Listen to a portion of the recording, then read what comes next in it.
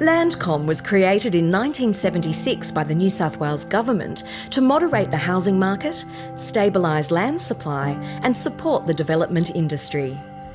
Over the decades, Landcom has unlocked many strategic sites that were ready for development and made it possible for over 95,000 families to find a home.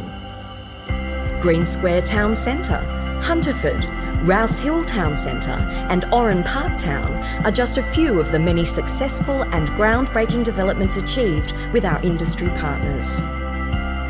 This year, we invite you to join us as we celebrate Landcom's 45 years of successful projects, partnerships and places. Thank you for supporting our vision to create more affordable and sustainable communities. Landcom is proud to be part of the fabric of New South Wales.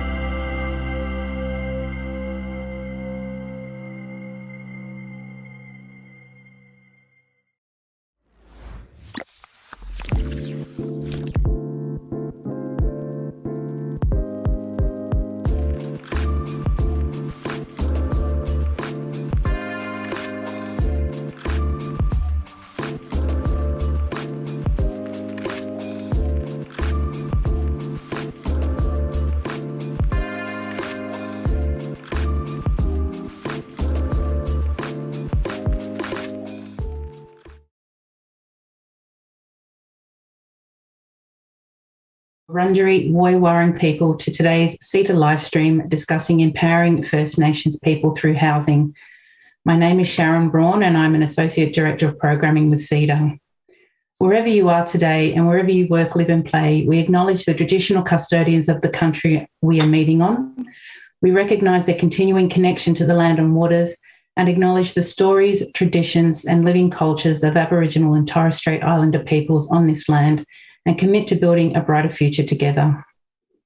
Safe and secure housing plays a central role in the wellbeing of all Australians. It is a pivotal factor in social and economic security and positive physical and mental health outcomes for individuals, families and communities. Today's discussion will examine programs which support Aboriginal and Torres Strait Islander people accessing housing, exploring social, rental and purchased homes across urban, regional and remote areas.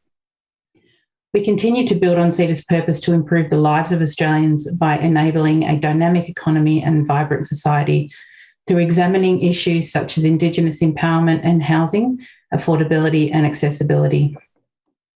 We invite you to explore other social and policy conversations on these important topics at ceda.com.au. CEDA's website includes an array of resources, research papers and policy papers, live stream recordings, podcasts and opinion pieces, which pursue solutions that deliver better economic and social outcomes. Please take advantage of the opportunities to actively participate in today's conversation. Follow CEDA on Twitter at CEDA_news and add your comments and key takeaways using the hashtag First Nations. Ask your questions to the panel and vote on the questions of others via our Pigeonhole app. Access the app just below the live stream screen on your PC or log in on your devices by entering the URL ceda.pigeonhole.at and enter using the password housing. Please also take a moment at the end of the live stream to rate your experience of today's discussion in Pigeonhole. Before I hand over to our facilitator, I'd like to thank the sponsors for today's discussion. Indigenous Business Australia has supported each of the sessions in our Empowering First Nations People series this year. IBA has been an active and engaged member of CEDA since 2019, and we'll hear more about their work in today's live stream. Our thanks also to Landcom for their sponsorship today and for their keen participation as a member of CEDA since 2018. Landcom is celebrating 45 years as part of the fabric of the New South Wales development industry, collaborating with its partners to deliver homes for over 100,000 families. Now it is my pleasure to introduce the facilitator for today's discussion. Dr. Michael Fotheringham is Executive Director of AHURI, the Australian Housing and Urban Research Institute. Michael is a research and policy development specialist and also serves on the Australian Government's Smart Cities Reference Group, the Housing Supply Expert Panel, and the Homes for Homes Housing Advisory Group. Michael, thanks so much for joining us. Over to you. Thank you, Sharon. And can I just say that I'm delighted to facilitate this CEDA live stream discussion in the series on empowering First Nations people, this time with a focus on housing. Before I begin, I also want to acknowledge that I'm facilitating the live stream from the lands of the Wurundjeri people of the Kulin Nation. And I also want to acknowledge the traditional custodians of the various lands on which you're all working today and the Aboriginal and Torres Strait Islander people participating in this event. I want to pay my respects to elders past, present and emerging and celebrate the diversity of Aboriginal peoples and their ongoing cultures and connections to the lands and waters throughout Australia. Today's session tackles a vitally important topic. Housing is the foundation for almost every aspect of our lives, our social connections, our economic participation, our health and well-being. And so access to affordable and appropriate housing is fundamental for all Australians. Historically, Indigenous Australians are overrepresented amongst people who are homeless and those seeking housing assistance. Not having affordable, secure and appropriate housing can further compound the social exclusion and disadvantage experienced by some Indigenous Australians. The proportion of Indigenous Australians who are homeowners, with or without a mortgage, has remained relatively constant over the last couple of decades at a shade over 30% of Indigenous households. That compares to around 65% for non-Indigenous households. The proportion of Indigenous Australians in social housing systems sits at around 35%, much higher than in non-Indigenous households, and around a third of Indigenous households are in the private rental system.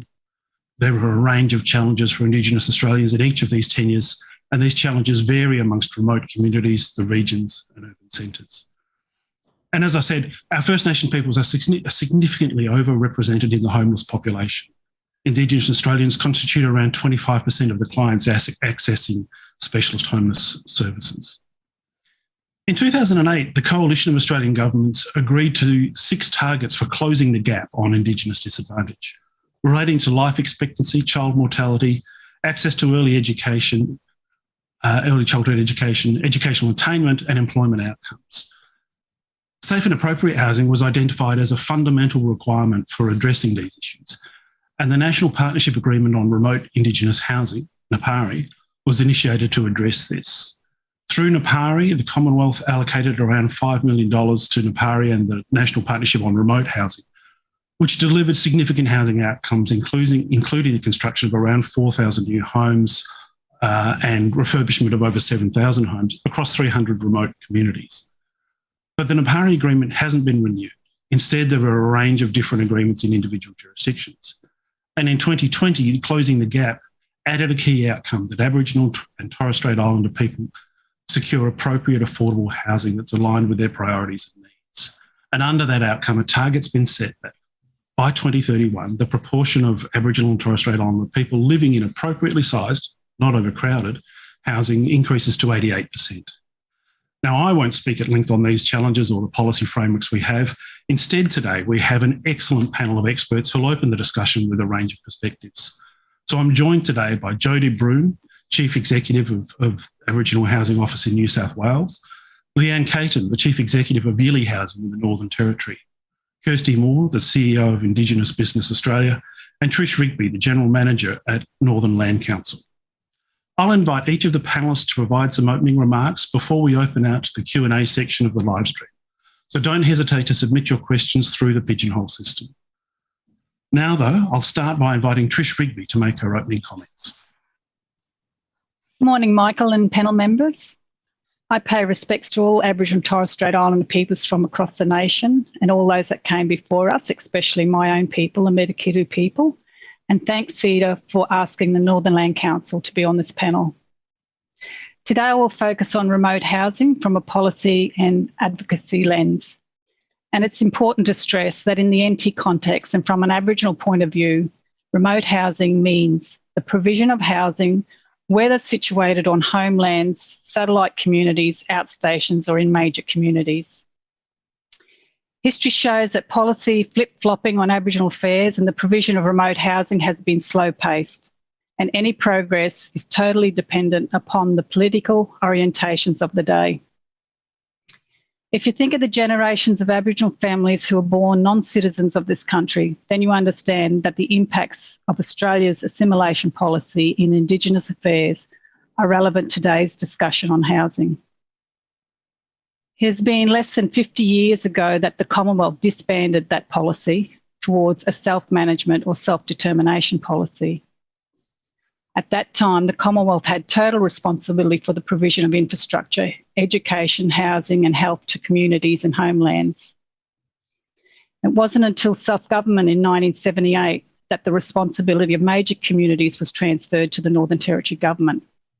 However, the Commonwealth retained the overall responsibility for policy planning and coordination of Indigenous affairs, including homelands and outstation communities.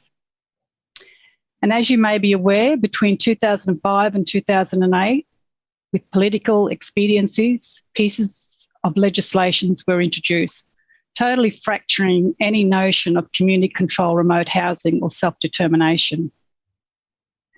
Local community councils were abolished and super shires took over community infrastructure, assets and service delivery. Jobs were lost and people felt a lack of autonomy and worthiness. Aboriginal people living remotely were then subjected to the NT emergency response actions, the intervention. CDP was changed and keeps changing without meaningful consultation, and income management was imposed. Then the Commonwealth handed over the full responsibility for homelands to the NT government in exchange for an upfront one-off payment. So in the 21st century, there are still barriers and the provision of remote housing remains a political football. Overcrowding is at a crisis point. In the Territory, it's an average of 54.5%, but some communities experience up to 70-80%. Effects on health outcomes, for example, high percentage of rheumatic heart disease is an environmental factor from overcrowding. Children and workers are affected from not having a good night's sleep, therefore performance at school and work suffers. Old housing stock is a liability and no one is prepared to be responsible for that. The supply of new builds is slow, planning and builds are not co-designed, and major upgrades to community infrastructure, roads, power and water is critical if it is to support any prospects of economic development. Home ownership is not a realistic proposition in remote communities because Aboriginal freehold land tenure does not allow for private ownership unless a lease or license arrangement for a limited period is in place at the moment. And socioeconomic factors affect financial capabilities. Also, establishing a market value is complex in a remote setting. The construction and materials are sourced out of the community, and the local labour workforce is underutilised, which increases the overall cost of housing. Also, the diverse and complex kinship responsibilities and obligations to each other does not necessarily fit with the Western concept of home ownership. And there is really only two housing forms in remote NT communities, that is employee housing linked to employment and social housing, which is provided in accordance with the government's public housing policy and procedures. About 95% of the housing stock is social housing in remote communities. And therefore, that needs to be managed in a much more flexible and culturally appropriate way to get the best community outcomes. It is critical that a radical ideological shift and institutional reforms are made now if there is to be any hope of overcoming disadvantage and improving the standard of housing and service delivered to people living remotely. The Aboriginal leadership through the National Coalition of Peak Aboriginal Organisations on Closing the Gap led the priority reform approach to overcome disadvantage. However, the latest national Closing the Gap target to increase the percentage of Aboriginal and Torres Strait Islander people living in appropriate sized housing, that means not overcrowded, to 88% by 2031 is ambitious, especially in the Northern Territory. Data and real life experiences show that over the past 20 years, there has only been a marginal increase, peaking at 38.4% compared to non-Indigenous rate of 90.2% living in appropriate size housing. Another concern is the lack of alternate accommodation or support services for families caring for elders or those experiencing challenges with a disability, or suffering family or lateral violence who are pressured to stay in the overcrowded family home, or living the trauma of having their children displaced, or sick people taken away from their communities. Safe and affordable housing is a fundamental human right that is linked to improving a thriving society, their health, education, employment, social and economic outcomes. The provision of property and tenancy management in a remote community is monitored through the Joint Steering Committee on the National Partnership Agreement on Remote Housing in the NT, which the 4 land councils are represented. Some progress has been made in developing a number of frameworks to measure outcomes of that funding agreement. However, we are concerned that the engagement with some communities is sporadic.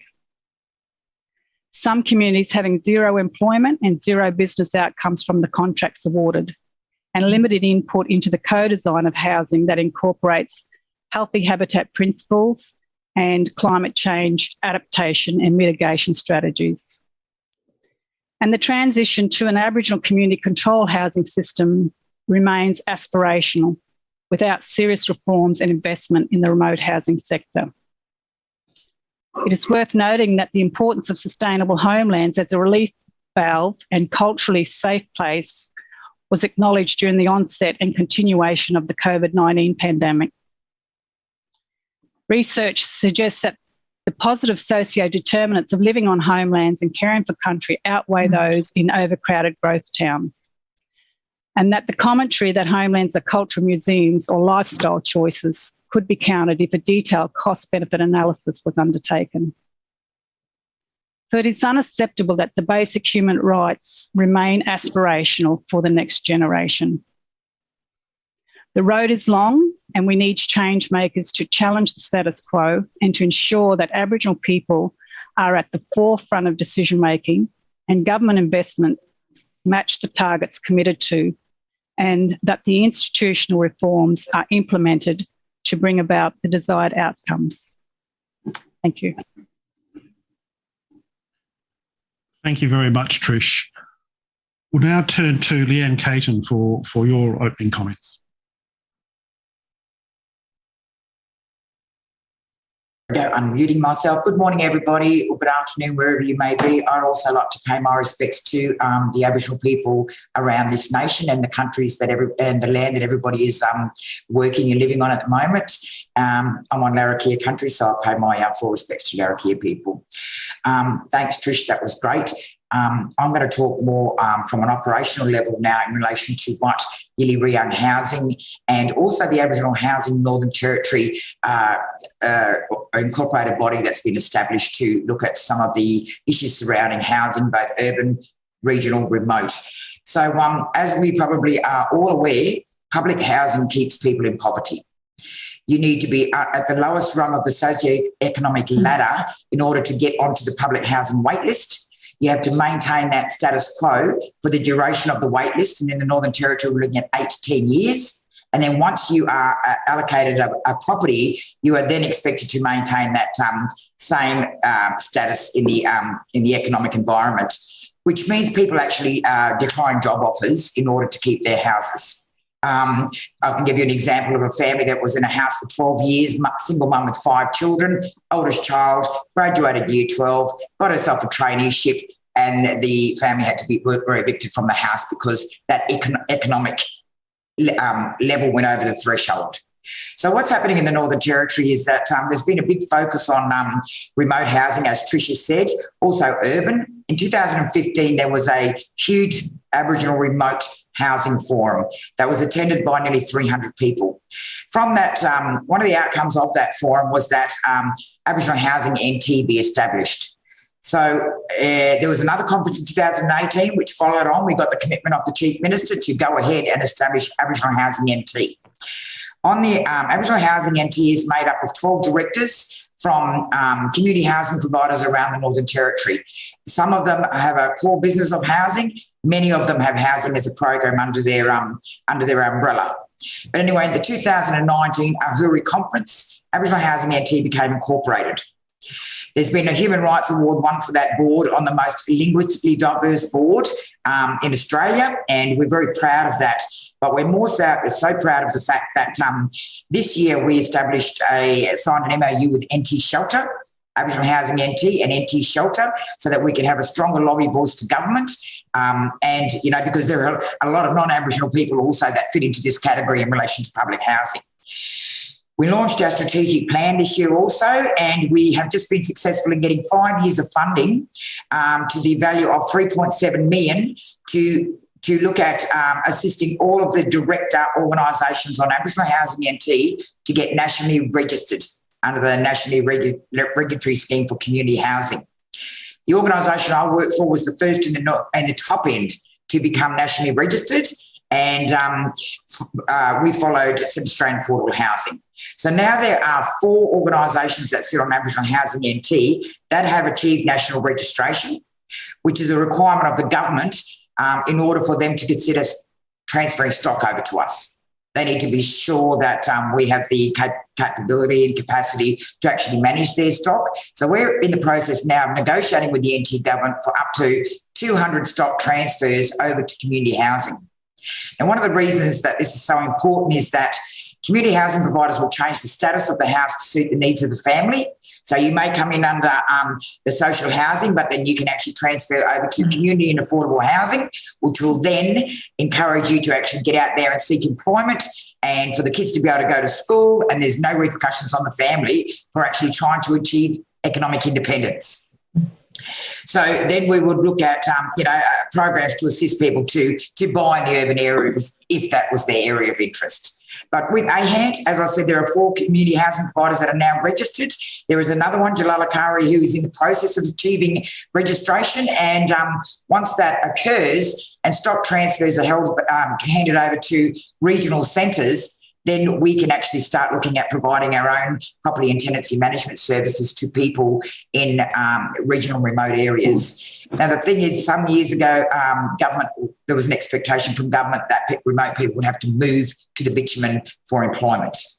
Well, with stock transfers over to regional Aboriginal housing providers, this will enable people to get employment in a regional sense, where people can still fulfil their cultural and family obligations by working within their region rather than going to a regional centre. So AHANT, which I'm also the chair of, is actually, it has taken 6 years to get to this stage with launching of the strategy. We've got some real funding that we can actually do a lot of work with, and we will be working very closely with the land councils to ensure that we can progress Aboriginal economic development through housing and jobs in the bush and in the regional centres. And our motto is Aboriginal housing back in Aboriginal hands. We just hope that there's bipartisan agreement between the governments, because as Aboriginal people, we're getting a little bit tired of, when we take 3 or 4 year terms of government, takes all of our people a couple of years to get up to speed with what all of those policies actually mean. And then there's an election and everything changes and we're back to square one again. So we actually need some real commitment from all tiers of government in Australia to commit to Aboriginal economic development through housing, because success in life starts with a house. Thank you.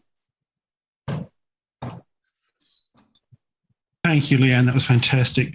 I'm now very happy to turn to Jody Broun for your comments. Yeah, thanks. Wondawar, everyone. And can I acknowledge that I'm on the land of the Burramadagal here out at Parramatta in Sydney. First day back in the office, so a big day for a number of my staff, and really good to be here today to talk to you all. And can I acknowledge all the Aboriginal people presenting, but also who might be listening today, and also to your ancestors and elders, I pay my respects. The AHO in New South Wales has been around since 1998 and was created under legislation with the purpose of providing choice and access to affordable housing for all Aboriginal people in New South Wales. And so it's a fairly broad mandate, and I think that's really great for us because it lets us, spread our wings. We're not actually confined to social housing at all, and so we do a whole range of things, and I'll come back to that point in a moment. But I do have an Aboriginal Housing Board, that is created under the Act, and they're all Aboriginal people. So I've got some lawyers, lots of lawyers, architects, and various other people, including construction people. So really highly skilled board from all over New South Wales. And I think that gives us a lot of, integrity as an organisation, but it also means our care, I suppose, and our direction is all set from an all Aboriginal board. We have established a 10-year strategy called Strong Families, Strong Communities, and that's, based on a lot of input in 2018 from Aboriginal people right across New South Wales. And it has 4 pillars around housing solutions, so that's your supply, your repairs and maintenance, client outcomes, so we've got some specific programs to improve client outcomes, so how do we make sure people are getting the best out of their tenancies. Sorry, I don't know if that affected the video or not. I was getting a call. Growing the sector is the 3rd pillar, so working with the Aboriginal community housing providers. And the last one is policy and evidence, and we do need to have really strong policy and evidence and evaluation of our programs. We have had some success in getting additional funds, particularly over the last couple of years with a lot of COVID and bushfire recovery dollars, which has been fantastic, but one of the barriers is obviously supply and being able to meet that outstanding demand and the hidden demand that we know is out there. So while we have the 4 pillars, we also have focused very strongly on the well-being of our tenants and putting culture at the centre of everything that we do. And that might be that we're sort of the only provider that will be building in somewhere like Gadooga in the middle of nowhere, so people can stay on country in quality housing. But we're also, in terms of the design, do a lot of co-design with communities on what that looks like.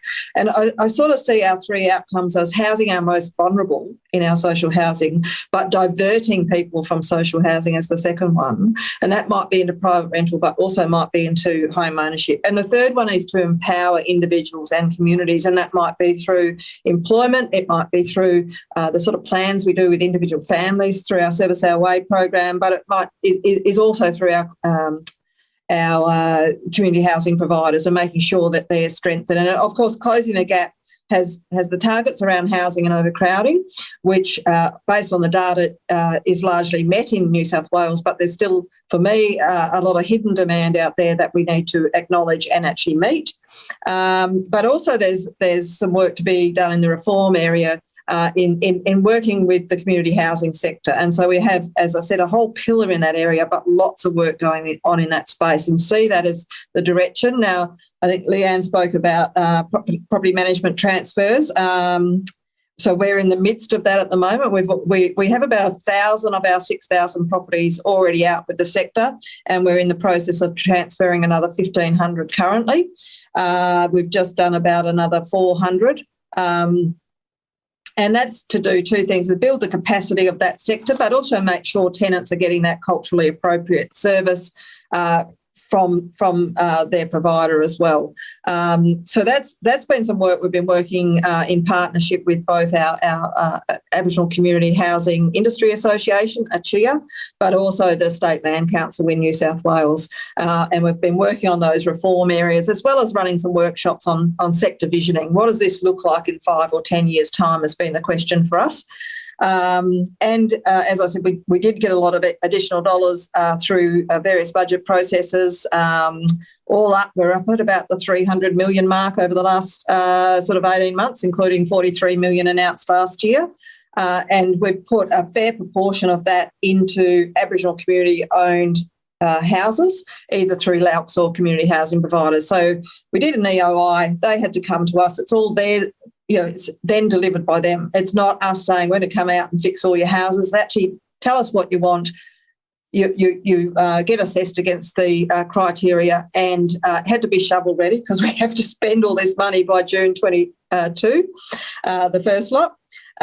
But it's really to be driven by that sector and to strengthen the sector. So to me, the sorts of programs we're running are really about that well-being, strengthening communities, strengthening individuals, right from homelessness. So our Service Our Way program might help people out of homelessness into housing, but also into home ownership. And we're doing a lot of work in partnership with IBA around home ownership as well. And we know that the the cost benefit assessment for home ownership is about 16 to 1. So it really just speaks for itself in terms of empowering individuals and families to make that transition. But it needs a lot of support around it to make sure that people have success in that area. Just checking my time. I probably was just going to mention a little bit more around overcrowding, just in the sense that to us, while you can just look at this big lot of need, but we've got to actually focus on some of those areas that help with that overcrowding issue. So we are doing granny flats so that people can live intergenerationally on one block of land and support each other but have enough space. So we've done some granny flats as a bit of a trial more recently. And we tend to build really either 2-bedroom units for elders and small families or singles, or really big homes down the other end of that scale, because they're the people who will really struggle in the private sector to get any housing at all, and large families with lots of kids in those regional areas. And so 85% of our program does get delivered into regional areas, because that's where a lot of need is, but not a lot of options for people. We do still build quite a bit in Sydney itself, but people do have a few more options in Sydney. But of course, you've got issues and barriers around affordability, particularly on private rental, and it's important that there is private rental assistance provided through our sort of DCJ, which is another government cluster. Assistance with bond, assistance with rent. We know CRA is there, but again, it is about helping people access that support service or that service and making sure they've got the support to have a successful tenancy. We know Aboriginal people face barriers around racism, and we've done a lot of work to try to, I suppose, alleviate that. But that to me is one of the hardest things we're going to really struggle with and continue to struggle with. I might leave it there. We do have, obviously a huge range of programs, but that sort of covers the general bits.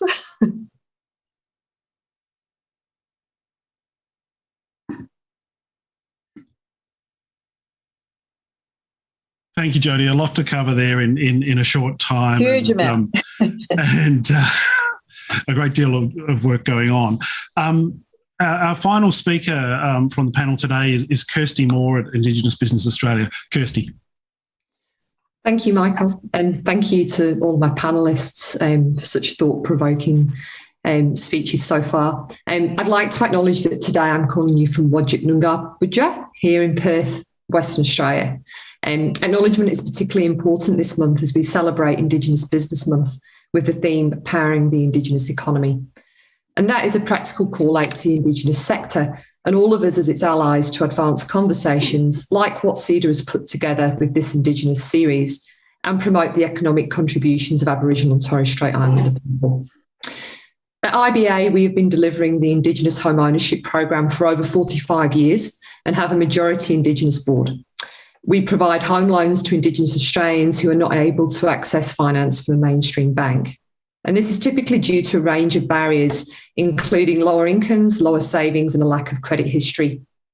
By providing a home loan where others won't, we're empowering the Indigenous community, and that will ultimately support the entire national economy. We know that safe and secure housing makes a difference. Through a research project we undertook with Deloitte Access Economics, we found that Indigenous Australians who own their own homes feel safer, more positive about the future and more engaged in work and school. From that report, it's worth me sharing that 68% of the customers we spoke to said that they felt more focused at work. 84% said that they just generally felt safer for themselves and their families. And 87% said that they felt confident about the future in general. This report also showed a positive impact on the economy and all Australians. Supporting home ownership for people who would otherwise not have access stimulates financial activity by injecting new funds into the economy, both at national and local levels. The Deloitte research showed that by 2018, our home ownership program had delivered almost 900 million in social and economic benefits since it was first launched in 1975, including reducing the reliance on rental assistance and costs and avoided homelessness. Our work not only reduces government expenditure, but also helps free up social housing, making it accessible for others who would otherwise be facing homelessness. It's about creating intergenerational wealth, leading to better employment and education opportunities and a whole new generation that sees home ownership as a possibility. In 2020, we provided our 20,000th home loan to a young couple in Queensland who now want to inspire others to do the same. We're proud of what we've accomplished for Aboriginal and Torres Strait Islander people in home ownership, but we also note that there are limits to our capacity to help because our resources are limited. We have overwhelming demand from customers who are locked out of accessing mainstream lending options. And in recent times, home ownership pressures for Indigenous Australians have been exacerbated by rising property prices, which prevent first homeowners from accessing the market. 79% of IBA's customers live in regional locations, and in the 12 months to August 2021, as Michael will know, regional house prices rose by over 20% on average. We need to look at more than just home ownership and social housing, but affordable housing too, and housing options across the entire housing continuum. While it's important to have stable, secure and appropriate housing, at IBA we understand that traditional home ownership may not be the best option for everyone, for example, on community land tenure, as Trish mentioned earlier. And while we already lend on non-freehold land, we're starting to explore other options to create secure housing. Our teams are constantly striving to expand our approach to support our Aboriginal and Torres Strait Islander people in their goals, and I'm proud of them for the efforts they put into that activity. Through the Indigenous Home Ownership Program, we've historically focused on addressing demand by building capacity in potential customers through financial literacy and home ownership readiness supports, and this makes home ownership more achievable. That success in demand-side activities, though, is contingent upon a reliable supply of secure housing stock, particularly in regional locations. IBA is looking at a strategy that encompasses both supply and demand initiatives that would more broadly support Indigenous economic development. Activating the Indigenous estate will be critical to increasing appropriate and affordable housing supply, particularly in regional and remote locations. In addition to native title lands, Indigenous community housing providers and other Indigenous groups hold significant land and property assets with unmet potential for development or redevelopment.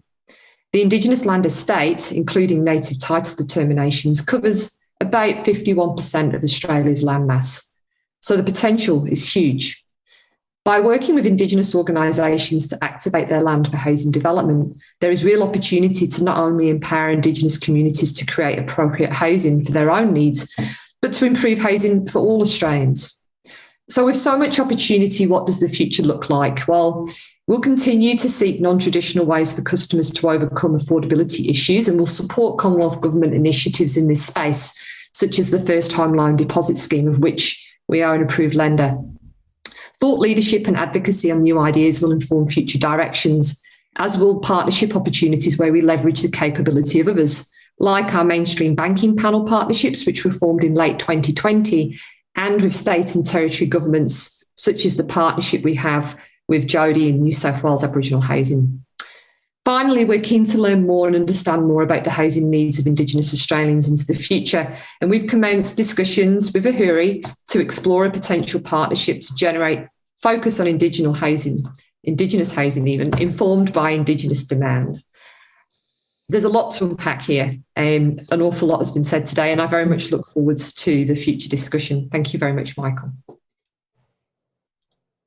Thank you, Kirsty. An awful lot to cover already. I can see questions coming through the Pigeonhole system. Please continue to put your questions through. Let's open out now to the Q&A portion of the session today. As I say, you can put your questions through, you can vote on questions that are there, and please feel free to indicate if your question is for a particular member of the panel to direct it in that way.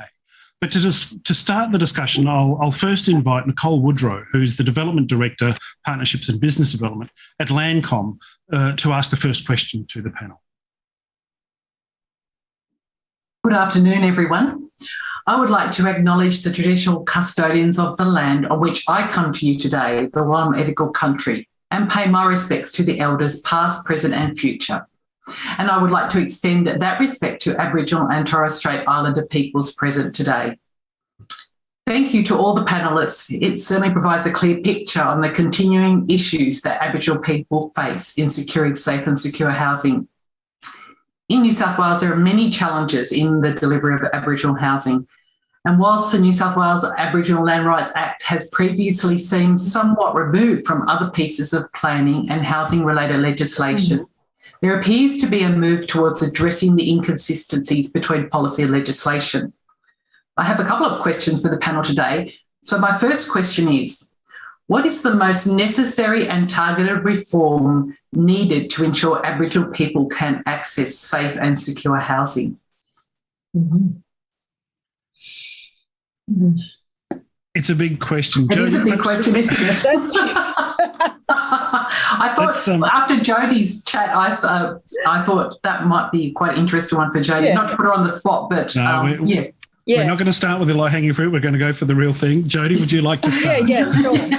So I mentioned we have a sector reform steering committee, and we've seen for a long time building that sector is really strong, building the capability and capacity of the Aboriginal community housing sector, which goes back to our Act in terms of choice in and access to affordable housing. And so, as was pointed out earlier, people want a provider that's culturally safe, that's providing, a fantastic product and house, but cares for them as a tenant as well. And so we're supporting some work in that area. One is around the property management transfers, which makes those providers more viable. And I think that's one of the enormous challenges is ensuring those providers are viable. And we went out to an EOI for growth providers, and they're the ones we primarily are working with, both on our property management transfers, but also in building their capability. And we have about 30 on that list currently.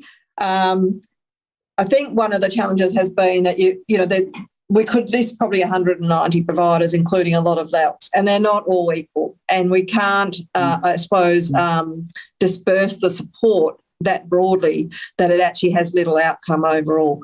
So in terms of the property management transfers, as I said, more confined to the growth providers to build their capacity, doing some other sector visioning work with the sector, doing some work around acknowledging that in some locations around New South Wales, there are communities that will always need, if you like, a subsidy, but we're calling it a high-cost community support payment to help those providers provide a really good service in those locations, because the rent plus the costs actually, don't match. And so we're doing some work on that, co-designing that model at the moment. We're piloting it with 3 providers at the moment to see what that looks like, and we'll have a final model for implementation in 22-23.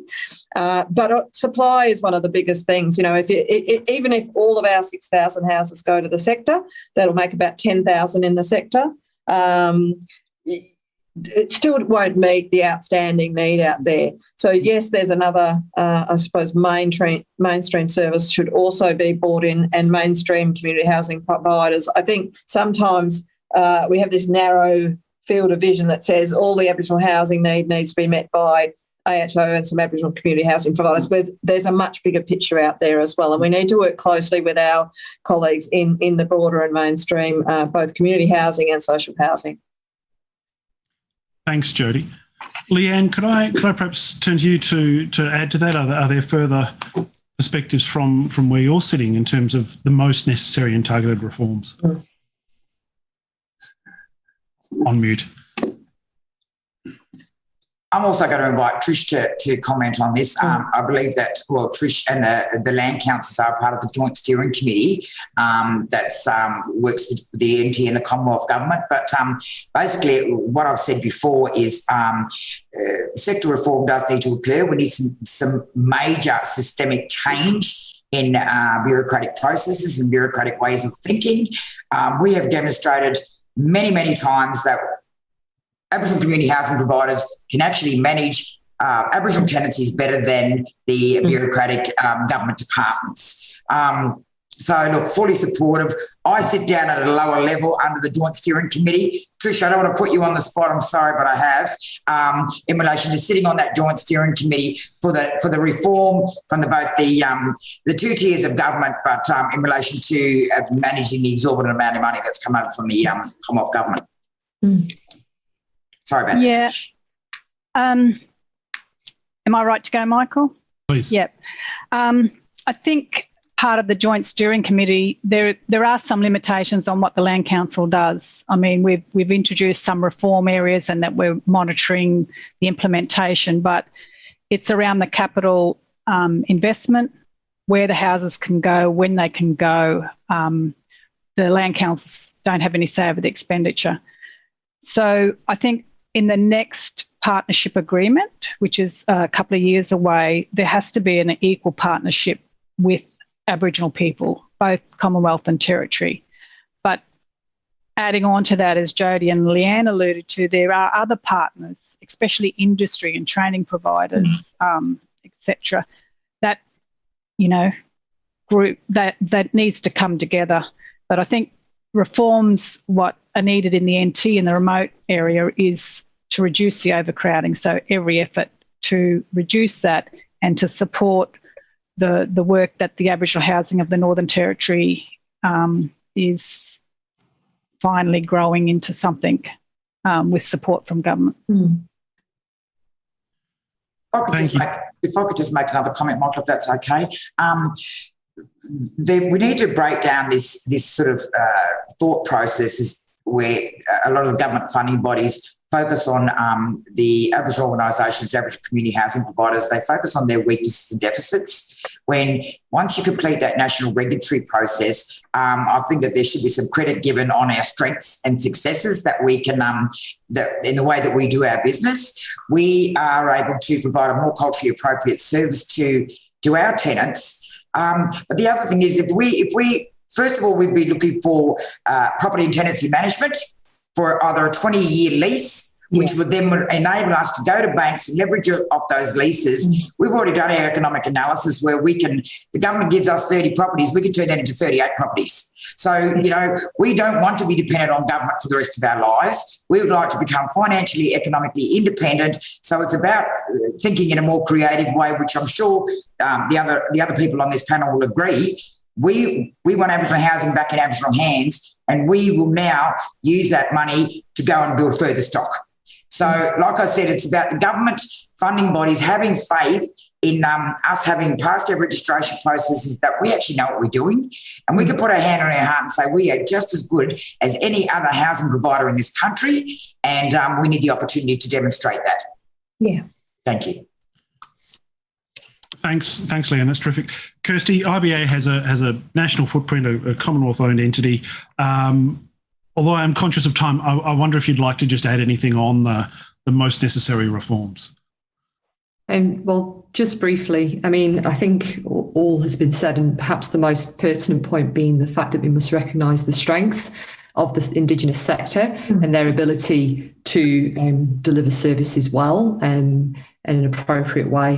From an IBA perspective, we have been focusing on working with participants who want finance to do more of what they do well. In the last few months, I'm aware of a particular transaction where we've made funding available to an Indigenous community housing provider to acquire more stock, much like what you were speaking about, Leeanne. And yes, we can focus on some of the shortfalls, and I think that perhaps has been all too much the conversation. Into the future, I would very much love to see groups be more empowered, and particularly have more capacity and more ability to do more. I mean, it's as simple as that. I mean, we've got our business support funding at IBA, where we work with all different Indigenous organisations to increase their internal systems, their business planning, their cash flow, their internal controls, governance.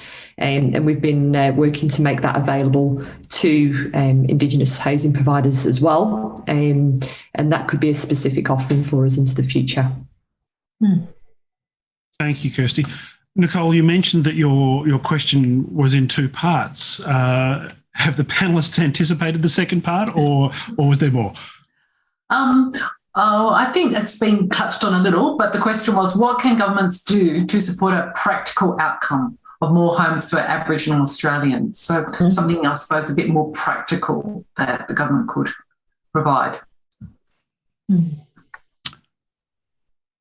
Jody, would you like to kick off again? Yeah, touching on what some of the other panellists have said as well, I mean, there is some barriers that we're trying to address in New South Wales around land councils and the way that they can tap into their land assets. So in New South Wales, a lot of land's been claimed, but the objects of the Act were for economic and cultural social benefits as well. And there's a lot of barriers around them realising their aspirations on that land. So some land councils have a huge land asset, but they really struggle with taking that next step into both if they want to develop, if they want to subdivide it, if they want to make some money of that they can feed back into their own housing needs, being able to do a joint venture with the private sector, because they do, a lot of them, not all of them, but a lot of them have very valuable and, you can appreciate desirable land as well. And they do want to keep a lot for cultural purposes or for other purposes, but they want to do some other work. And we've been working with pilots, having a pilot with a number of LAUCs around how they can get through the planning system. We've got people on the ground with them working so that they can actually work on their land, identify what they want to do with it, help them navigate that really complex planning system, but also how can we actually remove some of the other barriers, which might be around biodiversity offsets, for instance, which are an enormous cost. But how do we work with them, because they actually are a business, and actually empower them to make those decisions and actually feed that back into the housing needs, because that's one way. The other we have in New South Wales, and I'm sure other jurisdictions have similar issues, we have old missions and reserves on the edges of towns that are super lots that are not subdivided, don't have separate services to those locations, and that's a barrier to actually putting more houses on those blocks. It's also a barrier to having other services delivered in those locations as well. So I also have another program called Rose to Home, where we're doing infrastructure upgrade on those communities, but also looking at doing the subdivisions. If the community want to go down that track, they get the subdivision as part of that package as well. So that's, I think one of the issues has always been that we sort of do things in a disjointed way, and we have to come together to be much more coordinated in our approach. But it's about meeting the aspirations of the community and letting them, this is what we want to do, how can you help us? And that's definitely the vision we have for our department, is that everything we do is there to actually support their vision, not the other way around. And they've got to come up with it, and it's about empowering them to do that. Thanks, Jody. While I'd like to go to the rest of the panel and get further insight onto that question, I'm very conscious that we have only about 5 minutes left for the Q&A and around 20 questions in the queue. So I'm going to cut to it. Starting off with a question really about community trust. How important is community trust in the system for implementing housing reform and co-design, and how do you increase it? Trish, can I turn to you first for that one? When you say community, is that the non-Aboriginal community or Aboriginal community? Because I think Aboriginal people want that to happen. It's actually the other parties that have to build the trust and accept the vision of Aboriginal people. I think the question works on both levels, doesn't it? I suspect the intent was around Aboriginal community, but yeah, you're absolutely right that the issue operates at more than one level. Yeah. I think if the previous question about practical outcomes, what can government do? I mean, we've got the workforce out there. We've got unemployed people from teenagers to adults. Lots of them were involved in the construction industry back in the day when they had community councils. So there's practical things that the government can do. They can create workforces, take them off CDP, create these workforces. You could have environmental housing health officers. You could have small businesses doing the painting, the fencing, the gardening, the landscaping, rather than just, the rubbish collection and those menial tasks. And as well as that, we have, a workforce out on the homelands, out on country. There are some that are involved in the tourism approach. But, the people on the homelands, that's where all the activity is happening out of the main towns. All the mining and exploration is happening out there. It's getting people job ready and the greenfield sites ready. That's what government could do. Thank you, Trish. I'm going to turn to the next question. Leeanne, this is one for you. A question from Jonathan has come in, commenting that you made a powerful and rather distressing point about public housing keeping people in poverty. Have any of the state or territory governments taken steps to address this, and if so, how? Okay, thanks for this question. Good question, basically. That's my little soapbox all the time. We've been negotiating with the NT government, as I said, for initially a stock transfer of up to 200 properties, and that will happen throughout the Northern Territory once community housing providers attain registration and have gone through a 1-year compliance check, because it's a very complex process to get registered, and then you go through it annually, basically, to maintain that level of registration. As I said, you can't. The public housing does not attract Commonwealth rent assistance. The Department of Treasury and the Northern Territory government are all for the stock transfer, because you've got an ageing stock that can basically, you could look at getting even houses that are deemed beyond economic repair. The houses in Darwin are sitting on a 1,000 square metre block. So you get a beyond economic repair house, you transfer that title, even the title, over to an organisation like ourselves. We demolish it and go straight in and build 4 units that can then be categorised for specific demographics, elderly or whatever, disabled or whatever purpose that might meet. But I'm talking so much I'm forgetting what the question was now. Public housing, poverty. And like I said, you get into a house, a public house, and you get offered a job and it throws you over that income level, you've only got a certain amount of time to get out of that house. Yeah. So, really, there is a need for public housing, but it actually does keep people in poverty, because they won't go and study, because you'll get out of study and it might throw them over. So, like I said, transfer the stock all over to community housing providers. We will assist people, and we also have the intensive wraparound services to assist people to become empowered, because we're all about enhancing the living conditions of our people, and they're not getting that in the current situation, which is public housing. One other thing I would like to chuck in there before we go, though, is that, sorry, I should have said chuck, I should have said throw in there. But anyway, it's all about this bipartisan agreement. Like I said, in the Northern Territory some years ago, there were 5-year infrastructure pipelines developed in each regional area about all of the work that was going to get done in that area. And so that you could actually start an apprenticeship and then work for the 5 years and then start your own business if you're an Aboriginal person from that particular region. Gives people a lot of hope. And like I said, then there's an election and all that gets thrown out the window, because the new government doesn't want to focus on what the last government did well. So we really need to get that sorted out, because we are continually having to go back to square one every time a new government comes in. Thank you. Thanks, Leeanne. We're just going to squeeze in one more question before we finish up. And Kirsty, I think this one's really for you. I don't have the name of the person asking the question, but commenting that ATSIC rates used to be kept under 0.5%. Or 0.5% under the big banks. Why wasn't that scheme continued so that it was a better benefit for Indigenous people? Do you have insight into that one?